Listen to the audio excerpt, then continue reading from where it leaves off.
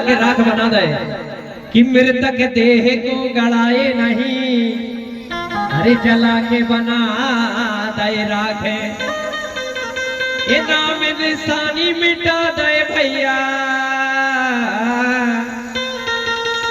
बनी बनाई मिटा दे धाक। मृतक देह को गड़ाए नहीं,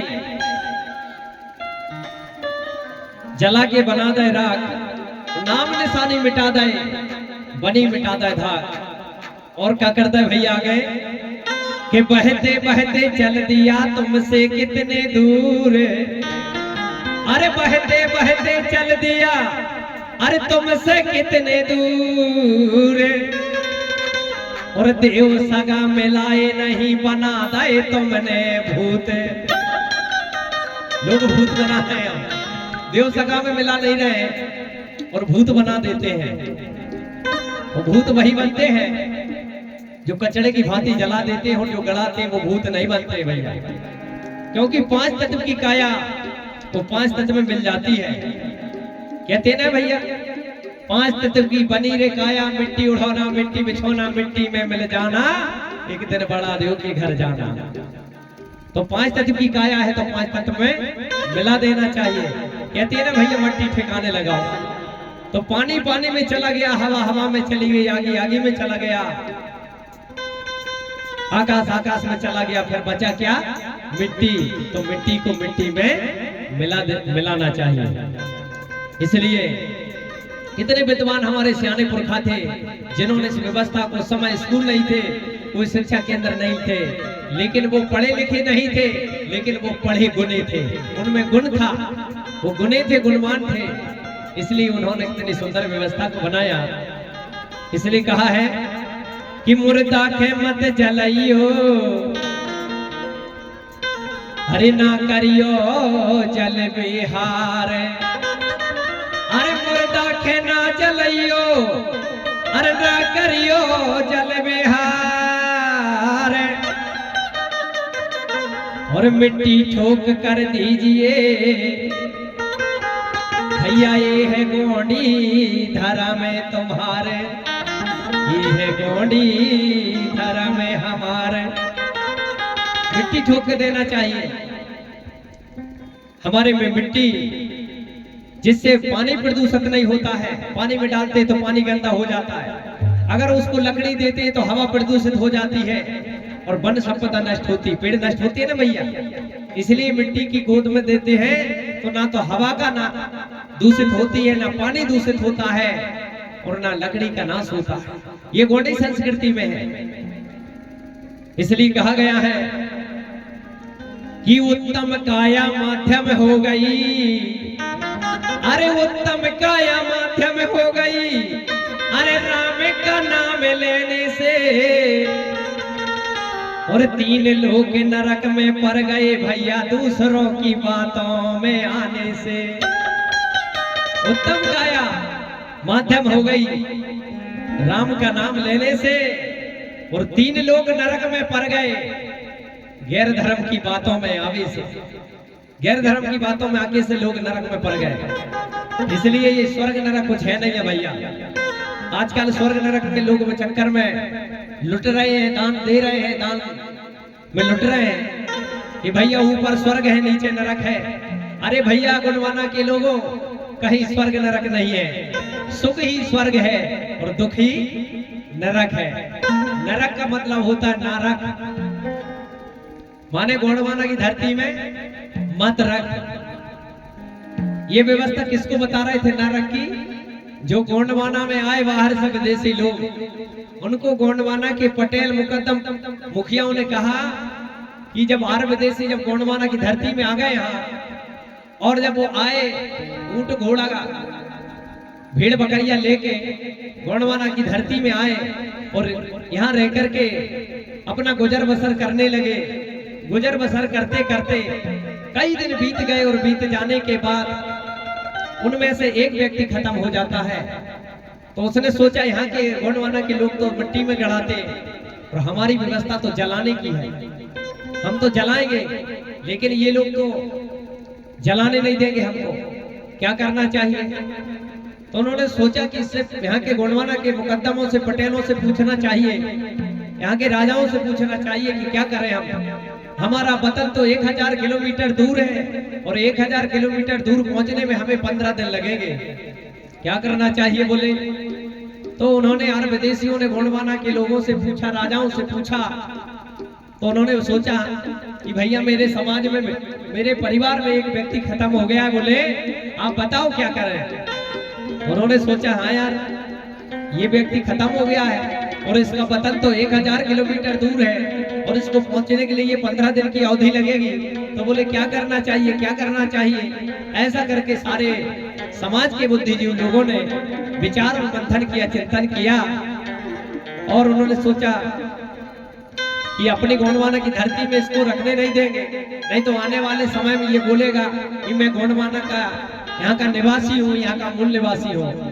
तो ऐसा उन्होंने सोच करके उसका बताया, बोले जाओ एक जंगल से एक गाड़ी भर के लकड़ी लेके आओ और लकड़ी का ढेरी बनाना और ढेरी में इस मृतक लाश को रख देना और उस मृतक लाश को रख करके उस ढेर में और बोले इसमें आग लगा देना और आग में वो जल जाए। 1 दिन 2 दिन में 3 दिन में जब ठंडा हो जाएगा तो बोले तुम एक काम करना, बोरा में भर के और नदी में प्रभावित कर देना। बोले नदी में प्रभावित करोगे तो जिस वतन से तुम आए हो उसी वतन को तुम बह करके पानी के माध्यम से चले जाओगे। ये व्यवस्था किसने बताया? यहाँ के गोंडवाना के लोगों ने उन बाहर वालों को, विदेशी लोगों को बताया और बोले जिस जगह में तुम उस लाश को जलाओगे, बोले यहाँ इतनी सी भी तुम्हारी उसकी राख नहीं रहना चाहिए। बोले क्या करना है? बोले उसको झाड़ झाड़ करके और बोले उसको बोरा में भर के और फिर नदी में डाल देना और अगर थोड़ी बहुत राख बच भी जाए तो बोले उसमें नमक डाल लेना।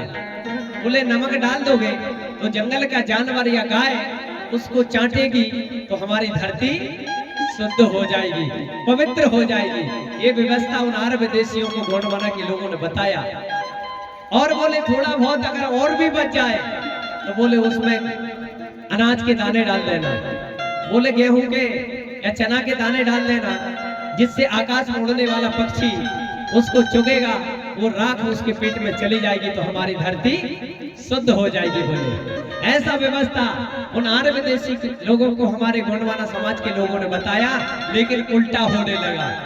उल्टा होने लगा कि व्यवस्था तो बाहर के लोगों को बताए थे लेकिन हमारे लोग भी जलाने का काम करने लगे। गोंडवाना के लोग भी जलाने का काम करने लगे। वो जलाने की व्यवस्था बाहर के लोगों को बताए थे।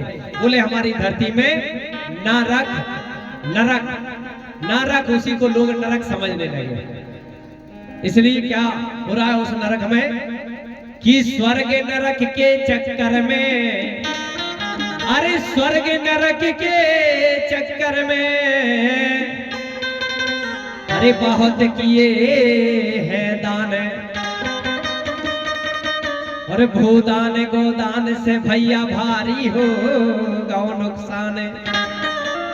और फिर उन्हीं लोगों ने बता दिया, बोले अब इसको स्वर्ग में ले जाना है कि नरक में ले जाना है।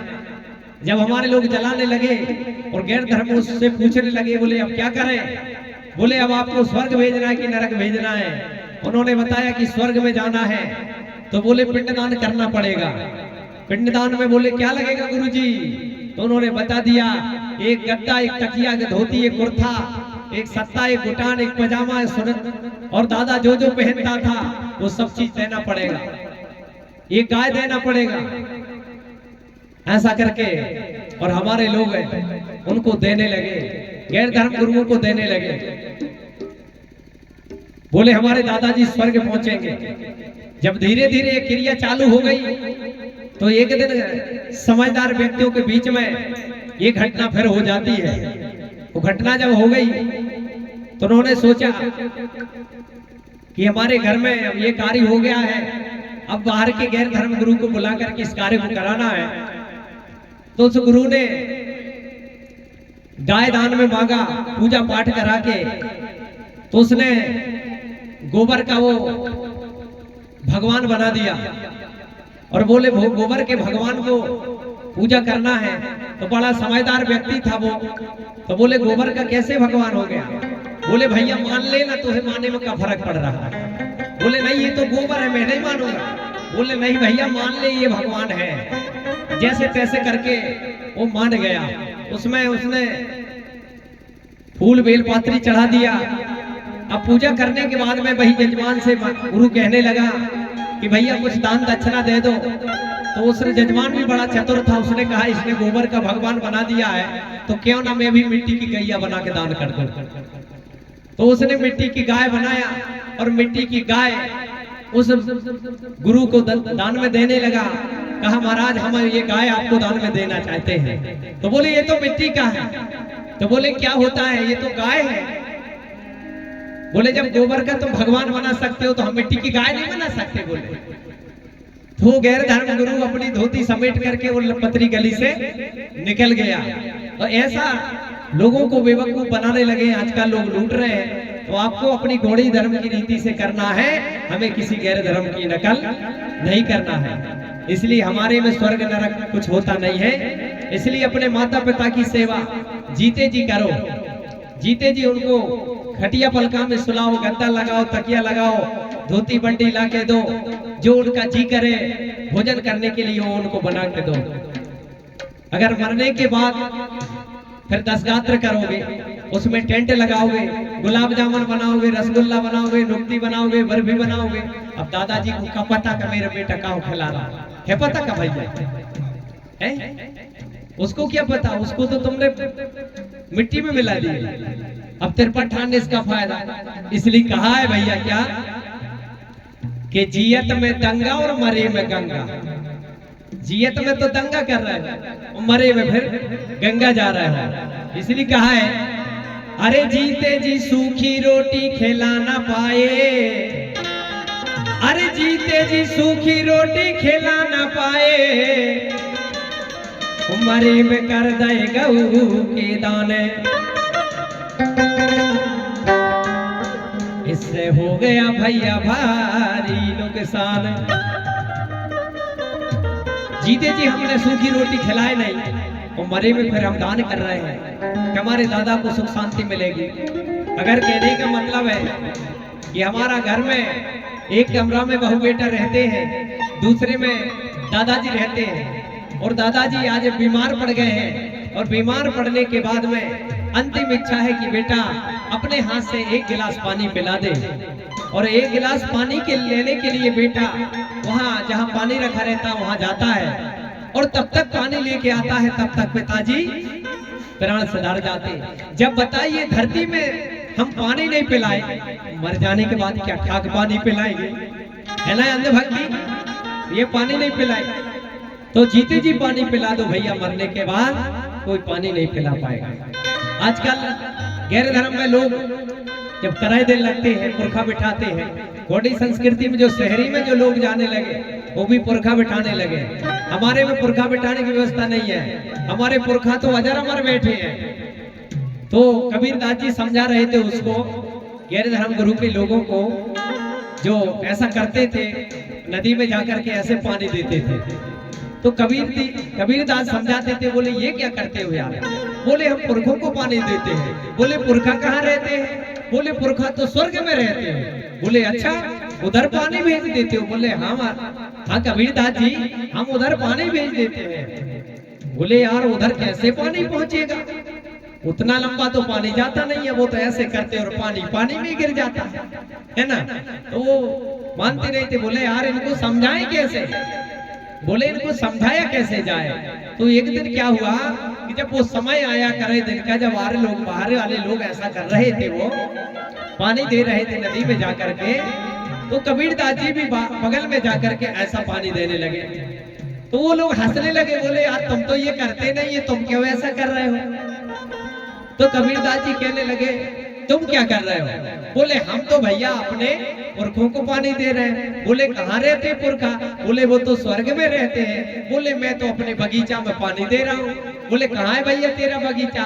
बोले वो देख रहा हूँ मेरा बगीचा। कहने लगे कहले बताओ उधर बगीचे में पानी पहुंच सकता है? बोले तुम्हारा जब स्वर्ग लोक में पहुंचता है तो मेरा बगीचा तो धरती में है भैया, मेरा तो पहुंच ही सका था।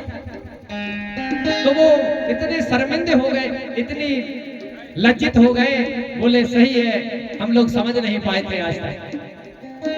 कोई स्वर्ग में पानी नहीं पहुंचा सकता है। जब इधर से उधर तक पानी नहीं पहुंचा सकता तो स्वर्ग में कैसे पानी पहुंचा सकता है? तो ये हमारी रीति नीति नहीं है। इस प्रकार से हमें गैर धर्म की रीति नीति का पालन नहीं करना चाहिए। जो हमारे लोगों ने, जो व्यवस्था हमारे पूर्वजों ने बनाया है, उस व्यवस्था के अनुसार हमें चलना चाहिए। तो लीजिए, हमारे बीच में सम्मानित संगीतकार हैं जो बहुत दूर दूर तक अपने गीतों की बेला से लोगों में प्रचार करते हैं। हमारे सम्मानित बूढ़ा पार से पहुंचे मस्कोले जी, हम उनकी मधुर वाणी से एक गीत की बेला को सुनेंगे। बोलिए बड़ा बेनता।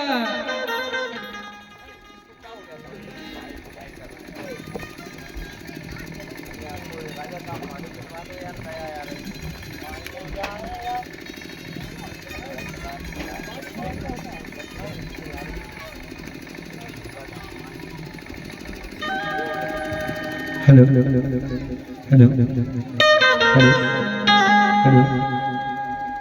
Hello hello hello